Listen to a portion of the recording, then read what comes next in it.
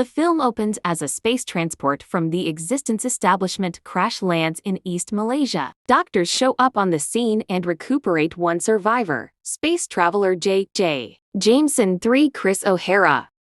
Jameson is brought into an emergency vehicle where something that has hooked onto him has woken up and assaults those inside the vehicle, making it flip and crash. An EMT Michelle Lee gets out of the destruction, presently playing host to the outsider substance known as the Symbiote. In San Francisco, we are acquainted with journalist Eddie Brock Tom Solid, who lives with his life partner, a legal counselor named Anne Wang Michelle Williams, who is set to address the Existence Establishment and its chief, Carlton Drake Riz Ahmed. Eddie is notable for his television news show, The Eddie Brock Report, where he goes through insightful stories to impart to other people. At the point when he will work, Eddie's chief Ron Cephas Jones sends him to talk with Drake. However, he requests that Eddie not press Drake with any inquiry regarding his work. Anne asks something similar since she realizes Eddie can be reckless, which got him driven out of New York. Eddie finds an email on Anne's PC with data in regards to 3 affirmed passings coming about because of the bus crash. Against his orders, Eddie goes to talk with Drake about his space travel program. However, at that point goes off content and begins to get some information about the passings and how he is answerable for them. Drake stops the meeting, and Eddie's supervisor fires him. Anne additionally gets terminated, and she says a final farewell to Eddie. Back in Malaysia, the EMT meanders into a neighborhood market and begins to eat an eel. The merchant rebukes her for it, so the symbiote structures a cutting edge around her arm, and she cuts the seller's throat. Close-by spectators attempt to go after her in revenge. However, the symbiote discharges plumes that kills everybody around her. The EMT then, at that point, strolls to an old lady Vicky Eng, and the symbiote discharges the EMT, who is presently dead, and hooks onto the elderly person. A half-year after the fact, Drake is proceeding with his examination into symbiotes by having tests run on vagrants. He addresses one subject named Isaac Jared Bankins to cause it to appear as though he is taking on a momentous undertaking for humanity of some sort or another. Drake delivers a symbiote into the room with Isaac and allows the substance to surpass his body. He appears all good for some time until he starts shaking, and the symbiote leaves Isaac's presently dead body, having gobbled up his organs. In San Francisco, Eddie is currently jobless and alone, living in a little shabby condo. He goes to a close-by shop where he is familiar with the representative, Mrs. Chen Peggy Liu. However, Eddie sees that she is continually getting denied of her cash by a hooligan Sam Medina, and he can't make any kind of difference either way. Eddie is then drawn nearer by Dr. Dora Skirth Jenny Record, a researcher from the Existence Establishment who is dismayed by Drake's investigations on people. She needs Eddie's assistance in uncovering Drake. However, he will not come since he couldn't care less about what befalls humankind any longer. Eddie goes to Anne's loft to visit her, just to track down her approaching back from a date with her new sweetheart, Dr. Dan Lewis Reed Scott. When they are distant from everyone else, Eddie confesses to Anne that he misses her and that he faults Drake for what befell him. However, Anne lets him know that it's his own shortcoming that he has wound up in an almost impossible situation. Eddie later calls Skirth to jump into her main goal. Skirth carries Eddie to the Existence Establishment's Central Command and sneaks him in. Eddie takes photos of the grim presentations of the symbiote's casualties. He remembers one of the residing ones as Maria Melora Walters, a vagrant that Eddie is well disposed with. He attempts to break her out of her cell, just for Maria to go after him. The symbiote in her body then, at that point, hooks itself onto Eddie, and he runs out. Safety officers pursue Eddie, and he currently seems to have upgraded strength and deftness, permitting him to get away. Drake and his kin find Maria's body and realize that there is a symbiote example running free. Drake gets Skirth to concede that Eddie was involved, and he passes on her inside a cell to be killed by another symbiote.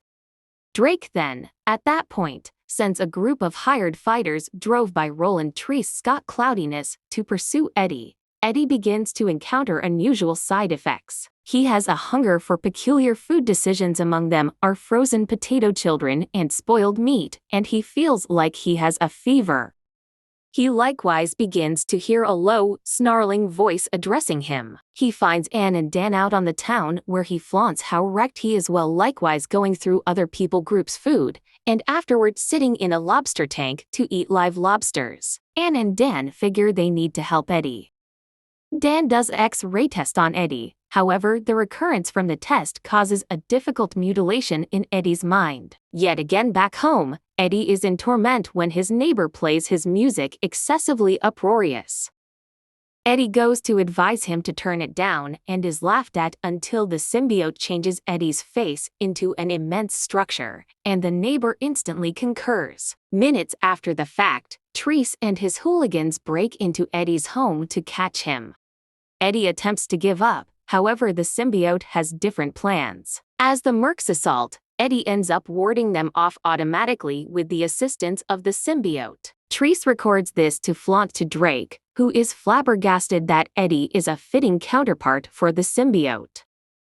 Eddie then, at that point, escapes his condo as more mercs begin to appear. Eddie is pursued through the city as he tracks down a bike to ride. The symbiote assists him with taking out the thugs and furthermore move through the roads effortlessly, until Treese bangs into Eddie with his vehicle. As he moves toward Eddie, the symbiote surpasses Eddie's entire body, changing him into Toxin. Before Toxin can kill Treese, another merc takes shots at him. Toxin nibbles his head off and afterward withdraws. Eddie winds up close to a beacon where his bones are inexplicably recuperated. Toxin, what the symbiote calls itself, himself, addresses Eddie and says he is an incredible host. However, Eddie is embarrassed at seeing a man's head get gnawed off. Toxin lets Eddie know that to make do, he won't just consent. As Toxin, Eddie moves to the highest point of his previous working environment to convey proof of Drake's wrongdoings to his old chief. He almost tumbles off the rooftop when a plane passes above and its recurrence upsets the symbiote. However, Toxin figures out how to get Eddie before he stirs things up around town. Yet again subsequent to leaving the proof, Eddie attempts to leave, just for the mercs to attempt to get him. Toxin wards them off prior to withdrawing. Eddie and Anne see as one another after she goes by his loft and she carries him to Dan's office for more assistance. She realizes something is the matter with Eddie. Toxin advises Eddie to converse with Anne, as Toxin has begun to appreciate her. Eddie apologizes for his screw-ups, however Anne lets him know it's not the time. Dan runs one more test on Eddie and confirms that the symbiote is a parasite which Toxin could do without to be called. After Dan lets Eddie know that he and the symbiote are basically depleting each other of life, Anne turns on a high recurrence that causes the symbiote to remove from Eddie's body. Toxin gets away from through the vents after Eddie leaves, and he locks himself onto a little canine. Treese and his men then at last get Eddie and carry him to Drake. In the meantime, the old lady from prior goes to an air terminal and tracks down a little kid to use as a new symbiote have. The young lady advances toward San Francisco and tracks down Drake, and the symbiote then assumes control over Drake's body. Drake investigates Eddie over the whereabouts of the symbiote. The symbiote in Drake structures around his body, naming itself Mob.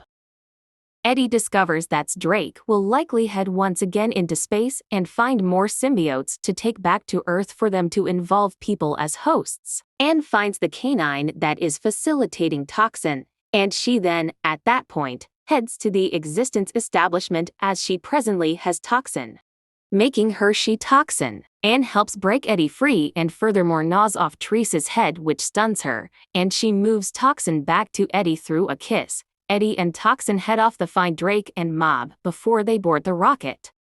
The two men battle utilizing their symbiote structures, while Anne turns on a recurrence to upset the two of them and make the symbiotes leave their hosts. Drake sees uproar and attempts to reattach himself, yet Eddie dismisses him from the edge.